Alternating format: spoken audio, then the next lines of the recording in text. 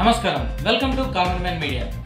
శ్రీరామనవమి పర్వదినాన అయోధ్యలో అద్భుత దృశ్యం ఆవిష్కృతమైంది. రామాలయం గర్భగుడిలో ఉన్న బాలరాముడు నుదుటిని సూర్యకిరణాలు ముద్దాడాయి. సూర్యాభిషేకం, సూర్య తిలకంగా వ్యవహరిస్తున్న ఈ అద్భుత దృశ్యాన్ని రామభక్తులు కనులారా వీక్షించారు.